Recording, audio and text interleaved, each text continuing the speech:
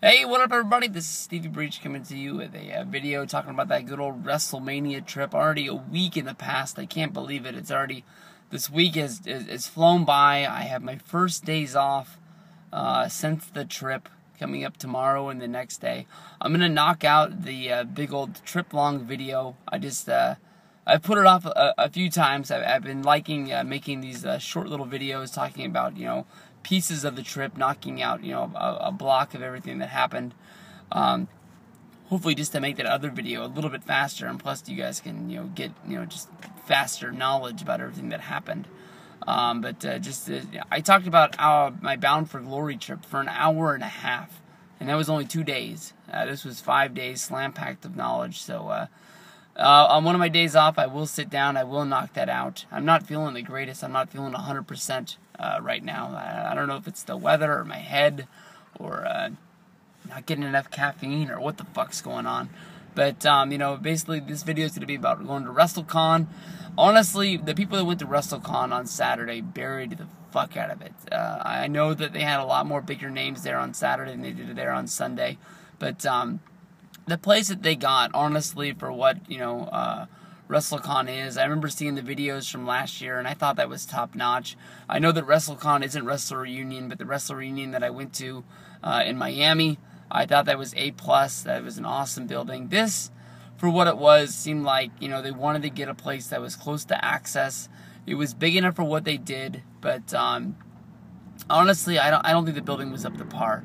I know that there's going to be a lot of changes coming for next year. WrestleCon hasn't really said that this is going to be the last WrestleCon, but it's going to be the last one that is close to WrestleMania. I can see them going outside of the city limits, and probably having to rent a car or get on some sort of mass transit. They'll find a way to make this happen. That if people want there to be a WrestleCon, I'm sure there will be another one, but it won't be right across the street from Access. It was right across the street from Access, but it was still a 10-minute walk from walking into the front door. But people just said that Saturday, this place was an ugly mess. It was not well lit. Basically, there was people everywhere. The way that people were doing the lines, they sell them. So, I mean, if you bought one, I understand you saying, like, hey, I paid my money. I want to be the front of the line pass, but it went VIPs, it went front of the line pass, and then it just went general ticket buyers. So, I mean, if you just bought a ticket to meet Edge, people said the wait was just, by God, forever. Ravi said that the wait to meet Bill Goldberg was horrible. There was a part of me that said, you know what, if we don't even go to WrestleCon tomorrow, it's not going to be that big of a deal. But basically, we bit the bullet. Basically, if it wasn't for Miguel, Ravi, and Justin pre-buying the Sting tickets, honestly, I don't think that we would have went. I just think we would have knocked it off and said that yesterday was horrible, and we'll, try to get another year. But, the New Orleans WrestleCon just didn't seem like it was going to be up to par. We walked down the street, and as we walked closer and closer, everybody kept saying that, like, this is where the lines were yesterday, just to get in the door, just, to get, registered for everybody to get their tickets to get in and everything that they had bought online. We walked right up to the door. We handed them $25. And for $25 to walk in there, I'm sure that's going to scare off a lot of people. But honestly, to be in that building and be able to move around, I had a great experience at WrestleCon, by the way. That's what we're getting to. I'm not going to be burying it in this video. But I mean, like, to rub shoulders. I know you have to pay for autographs. You have to pay for pictures. But there's a lot of wrestling talent in there, and there's a lot of wrestling fans in there. There was the history of the WWE, or WWF, or WWE. I can't remember if they've changed up to par, but the people that run the website who've started publishing books about all the history that they have, and they write up all of the, you go on there, you can see house show results to a show that you went to in 1989 in Sacramento. It's sometimes a little hard to find some things if you don't know the dates, but if you know a general amount of time when you went, you can judge it by it was before or after one of the big pay-per-views. You can find what you're looking for. But they were there. They were selling their stuff. They were easy to talk to. They were selling off magazines, DVDs, and tapes from their collection. You had wrestlers that were contracted to be there from all over. ROH, TNA, you had, back in the past WWF, WWE guys that have been released. Right as I walked in the door, I was greeted by, WrestleCon's pretty much host, Cole Cabana. One of the nicest wrestlers I've ever met. Easy to keep up conversation. You just get out of his way when you see some money coming. A lot of people taking pictures, a lot of people taking autographs. Met Cole Cabana, then right next to him was Cliff Compton, the guy that I honestly was really looking forward to talking to for a real long time. I've been, ever since his 1859 gimmick, with him talking about going over there and fighting Udi. He's been a guy that I've been really wanting to get a picture and talk to for a long time. I got to knock him out. He's one of the coolest guys. Basically, you buy a picture you buy a t-shirt was $20. And it was supposed to be, if you got an autograph, it was $10 more. And I got the whole gimmick.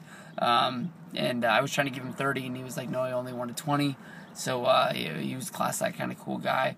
As you walked around, basically there were the girls there taking pictures in the ring. There was Velvet Sky.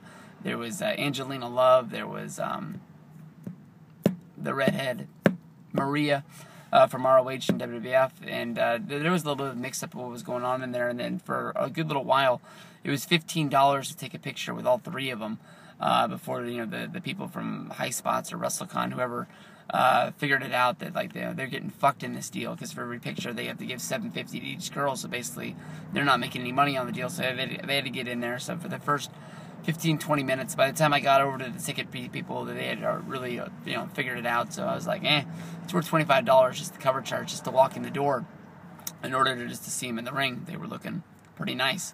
But it was sort of weird. If you went into the back of the building, they had where the super ticket people were for a certain company, and they had it guarded off where you could only go in there if you had the super ticket. There was Kaz, there was Daniels, Matt Stryker, Mickey James, and a few other people like that. And they looked like they were stuck behind in class, like they were in detention.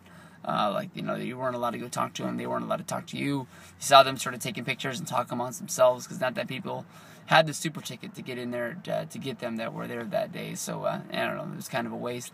You walked around, you got to see Greg the Hammer Valentine was there.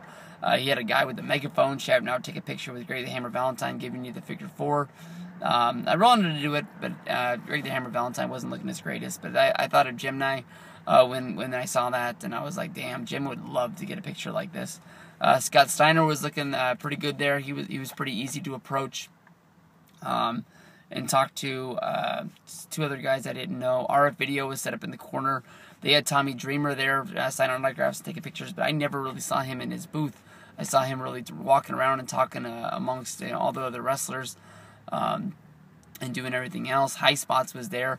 I got to meet Freight Train from $5 Video, one of the nicest guys. If you listen to if you listen to the Cole Cabana's Art of Wrestling with the Man Scout, Mr. Manning, he talks about Freight Train and how much it means when people go up to him and they get autographs and they get pictures for him. So I made sure I gave him my money.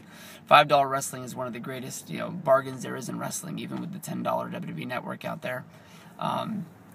I think it's awesome. With the Pro Wrestling Tees people, I met Kevin Steen, I met Cliff Compton, I met Cole Cabana, I met MVP there. That was a pretty scary, handoff there.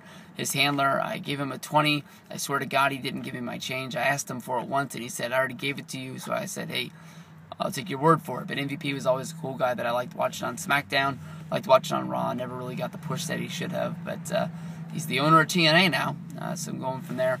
To me, honestly, WrestleCon was a big success. It was a big thumbs up. I just sort of stick around at the end, and I was watching the people that were meeting Sting. I just walked into the line, acted like I was supposed to be there, and I met Sting for free. Can't go wrong with that, because I didn't really get anything out of it. Second time in a row I've met Sting, and didn't really say anything to him. Nice to meet you, got my picture, and moved on. So, I don't know. Good times for everybody. Hope everybody had a fun WrestleMania. Keep cranking out those videos. Freaking Yeah 88, Justin Subrian, Gold Standard, Assault and Battery 777. They have all got their videos almost all done and already all up. So make sure you go check those out. Plus, go back into the archives, watch mine. Click 31, baby. Be here before you know it.